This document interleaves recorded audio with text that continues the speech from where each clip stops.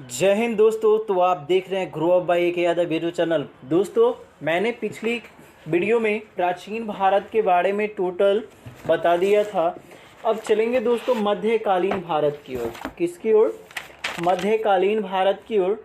पिछली वीडियो में मगध साम्राज्य और मौर्य साम्राज्य, मौर्योत्तर काल, गुप्त साम्राज्य, पुष्य भूति वंश तक हम लोग पढ़ चुके थे। आज पढ़ेंगे मध्यकालीन भारत में भारत पर आक्रमण कब हुआ था। तो दोस्तों चलते हैं। भारत पर मोहम्मद बिन कासिम ने 712 ईस्वी में पहला अरब आक्रमण किया था। यह आक्रमण दाहिर सिंध का राजा के शासनकाल में हुआ था। तो पूछा जाएगा क्वेश्चन, भारत पर मोहम्मद बिन कासिम ने कब आक्रमण किया था? पहला आक्रमण कब किया था? तो वो है 712 ईस्वी में ना। कह रहा है यह आक्रमण जो है किसके शासनकाल में भारत पर जो पहला आक्रमण हुआ मोहम्मद बिन कासिम ने किया था, वह किसके शासनकाल में किया? तो आक्रमण ये दाहिर के शासनकाल में, जिसको सिंध का राजा कहा जाता था। भारत पर आक्रमण का मुख्य उद्देश्य धन लूटना था। इस ससुरा को क्या समझा?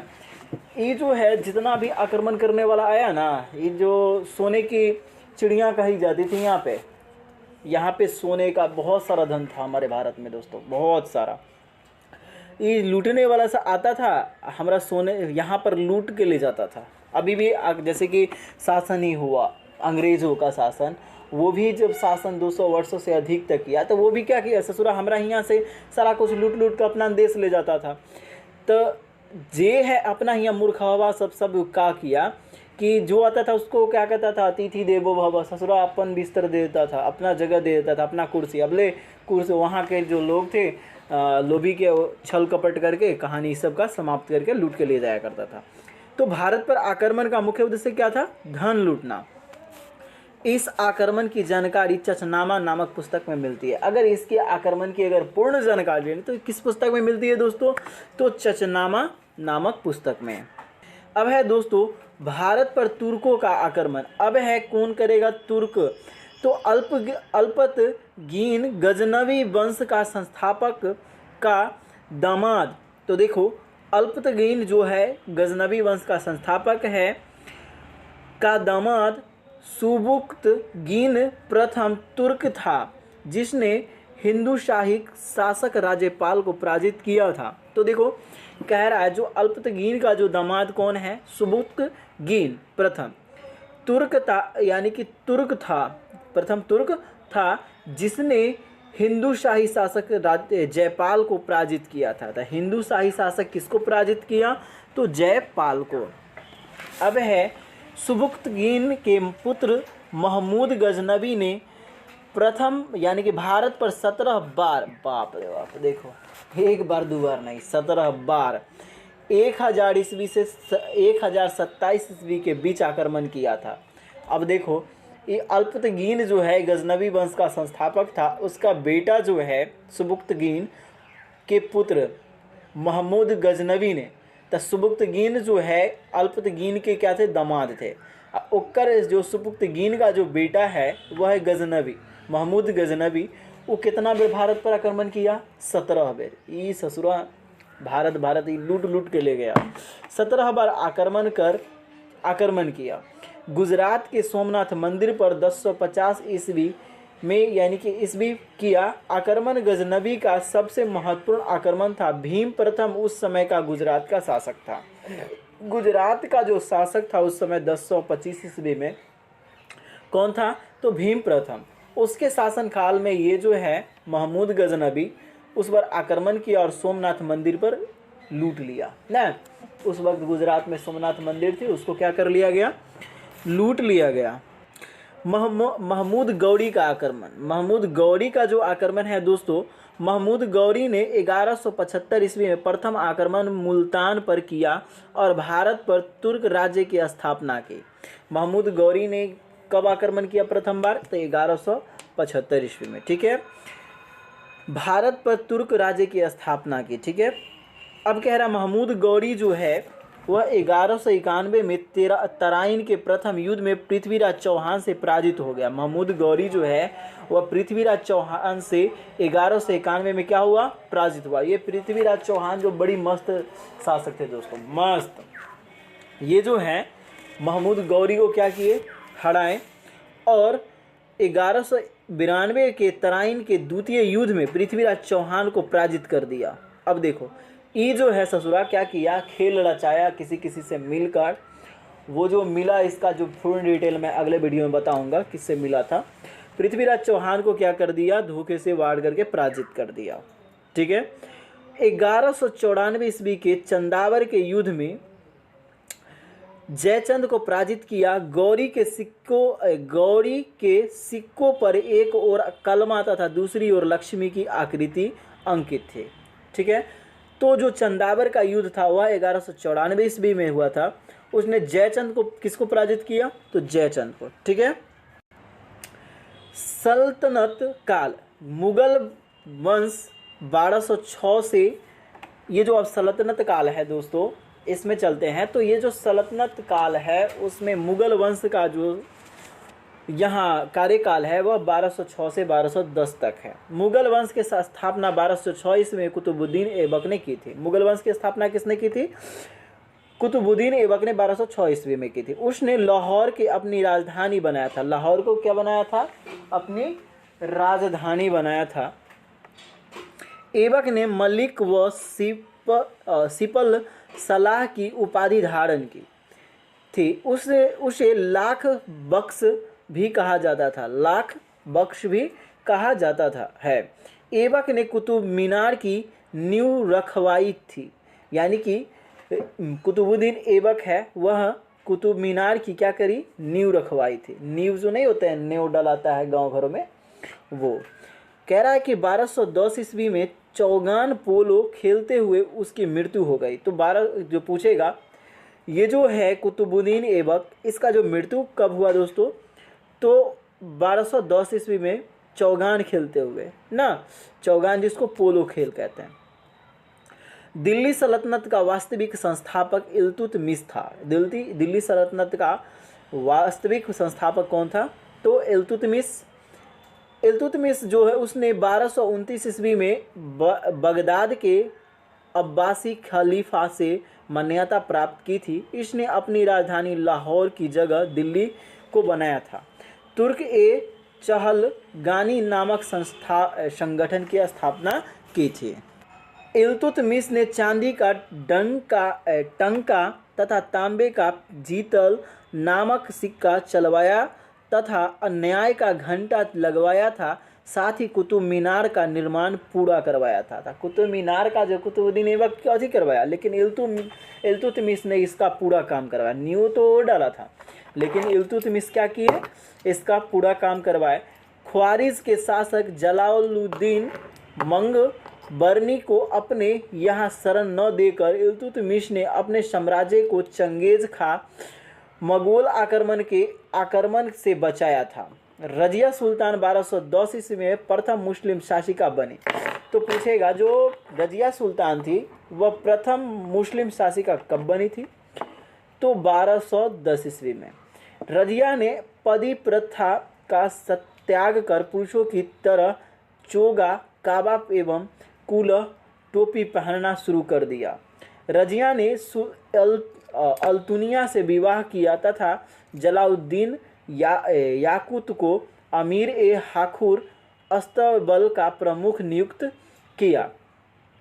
13 अक्टूबर 1240 ईस्वी को रजिया की हत्या डाकुओं ने कैथल हरियाणा के पास कर दिए थे। अब है रजिया के बाद बहराम शाह शासक हुआ। उसने नायाब ए मामलिकात का पद सृजन किया था। इख्तियारुद्दीन एतगीन को इस पद पर नियुक्त किया। नसीरुद्दीन मोहम्मद ऐसा सुल्तान था जो टोपी सोकर अपना जीवन निर्वाह यानी कि टोपी सीकर अपना जीवन निर्वाह करता था। तो ये जो नसीरुद्दीन मोहम्मद थे वह ऐसा सुल्तान थे जो अपना जीवन जो है टोपी सीकर ही जीवन अपना निर्वाह किया करते थे। ठीक है। बलबन 1266 ईस्वी में गियासुद्दीन बलबन के नाम से सुल्तान बना। यह तुर्क ए चहलगानी का सदस्य रहा था। बलबन ने जिले इलाही एवं नियावत खुदाई की उपाधि धारण की तथा राज दरबार में सजदी एवं पैबोस की प्रथा की शुरुआत की। बलबन ने लौह एवं रक्त की नीति का पालन किया, जैसे बिस्मार्क ने किया उसी तरह। इसने पारसी त्योहार नवरोज को मानना आरंभ किया। नौबलन दीवान ए अर्ज की स्थापना की थी। इसके दरबार में अमीर खुसरो तथा अमीर हसन रहते थे। गुलाम वंश का अंतिम शासक शमसुद्दीन कैमुर्स था। गुलाम वंश का अंतिम शासक कौन था? शमसुद्दीन कैमुर्स था। अब जो दोस्तों है वह खिलजी वंश। खिलजी वंश का जो कार्यकाल है 1290 से 1320 ईस्वी तक।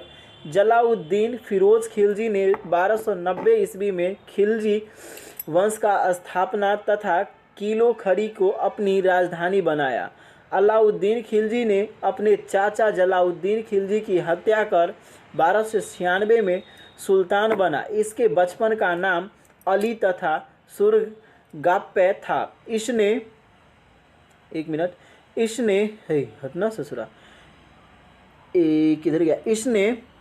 1303 में चित्तौड़ के शासक राणा रत्ना सिंह को पराजित किया। रानी पद्मावती के जौहर की कथा यहीं से जुड़ी हुई है। अलाउद्दीन खिलजी ने सैन्य क्षेत्र में अस्थायी सेना का गठन, नगद वेतन तथा दाग ए हुलिया प्रणाली लागू किया।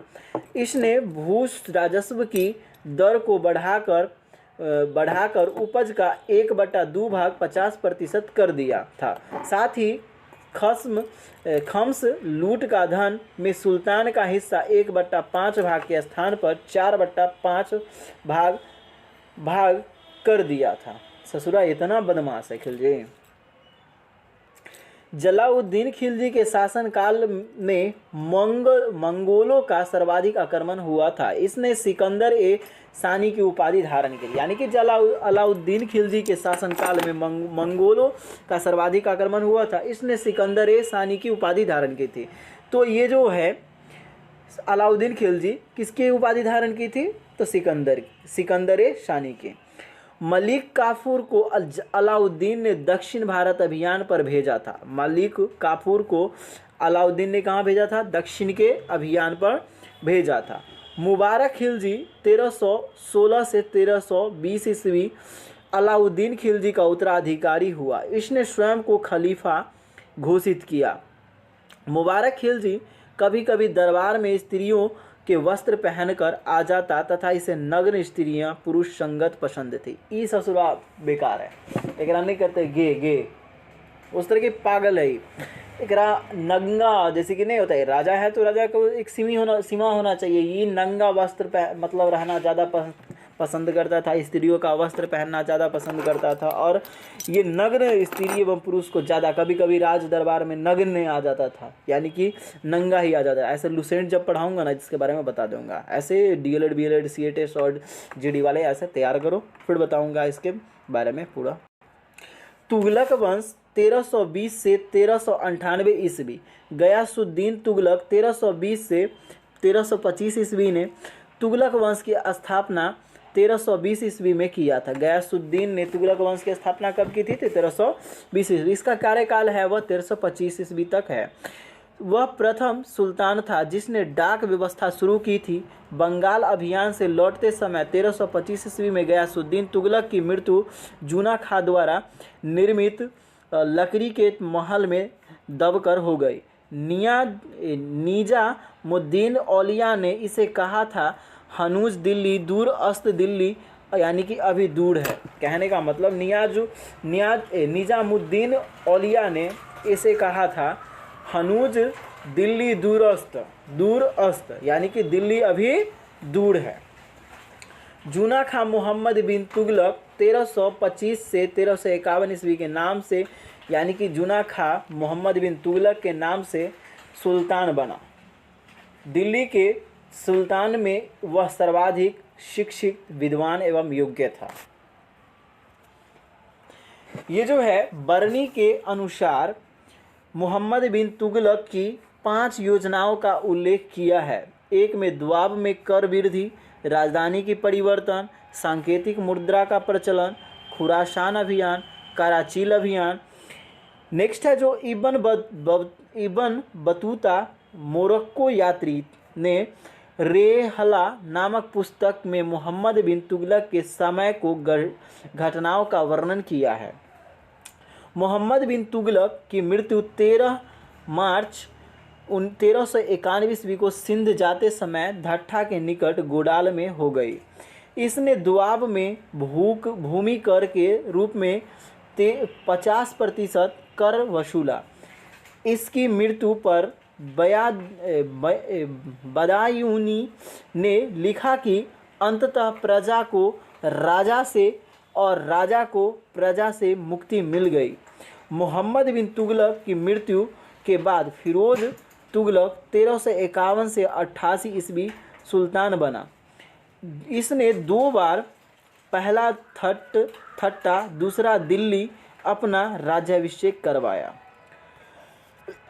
फिरोज शाह तुगलक ने राजस्व व्यवस्था के अंतर्गत 24 कष्टदायक करों की समाप्त, खराज, लगान यानी कि खुम्स, युद्ध में लूट का माल, जजिया तथा जातक नाम को लागू किया। फिरोज ने 5 बड़ी नहरों का निर्माण करवाया तथा ब्राह्मणों से जजिया कर वसूल किया। इसके शासनकाल में दासों की संख्या सर्वाधिक लगभग 1,80,000 थे। दासों की देखभाल के लिए दीवान एवं बंदगान की स्थापना की। फिरोज तुगलक ने चांदी एवं तांबे के मिश्रण से निर्मित अद्दा एवं विष नामक भारी सिक्का चलाया। तुगलक वंश का अंतिम शासक नसीरुद्दीन मोहम्मद तुगलक था। इसके शासनकाल में तैमूरलंग ने 1398 ईस्वी में दिल्ली पर आक्रमण किया था। नेक्स्ट जो दोस्तों है वह सैयद वंश है। सैयद वंश का जो कार्यकाल है वह 1414 ईस्वी से 1451 तक है। खिज्र खान ने 1414 ईस्वी में सैयद वंश की स्थापना की। इसने रैयत ए आला की उपाधि धारण की। यह तैमूर की का स्थापना सेनापति था। खिज्र की मृत्यु 1421 ईस्वी के बाद उसका पुत्र मुबारक खां शाह की उपाधि के साथ सुल्तान बना। मुबारक शाह ने मुबारकबाद यमुना के किनारे नामक नगर की स्थापना की। इस वंश का अंतिम शासक अलाउद्दीन आलम शाह था। नेक्स्ट जो है लोधी वंश, जिसका जो कार्यकाल है 1451 से 1526 ईस्वी तक है। दोस्तों अगर इस वीडियो पर पहली बार देख रहे हो इस वीडियो को तो प्लीज़ लाइक, सब्सक्राइब और कमेंट करना तो ज़रूर न भूलें। दोस्तों ज़रूर करो, जैसे इससे हमको होता है कि मनोबल बढ़ता है आप लोग को पढ़ाने में। ठीक है, अब है बहलोल लोधी 1491 से 89 के यानी कि इनका कार्यकाल है 1491 से इतना के द्वारा लोधी वंश की स्थापना के साथ ही दिल्ली में प्रथम अफगान राज्य की शुरुआत हुई। तो बहलोल लोधी जो है वह लोधी वंश की स्थापना की थी और कब की थी? 1451 में। और दिल्ली में प्रथम अफगान राज्य की शुरुआत भी 1451 में किसने की थी? तो बहलोल लोधी ने। अब है दोस्तों बहलोल लोधी ने बहलोल नामक सिक्का चलाया तथा मैनद ए अली की उपाधि धारण की। सिकंदर लोधी 1479 से 1517 ईस्वी तक सुल्तान सिकंदर शाह लोधी के लाभ से सुल्तान बना। 1504 ईस्वी में उसने आगारा शहर की स्थापना की तथा इसे अपनी दूसरी राजधानी बनाया। सिकंदर लोधी गुलरुखी के नाम से कविताएं लिखता था। उसने मापन का नया पैमाना गजे सिकंदरी की शुरुआत की थी। इसके शासनकाल में फरहंगे सिकंदरी, आयुर्वेद ग्रंथ तथा लज्जत ए सिकंदरी गान विधा से संबंधित नामक पुस्तक की रचना की।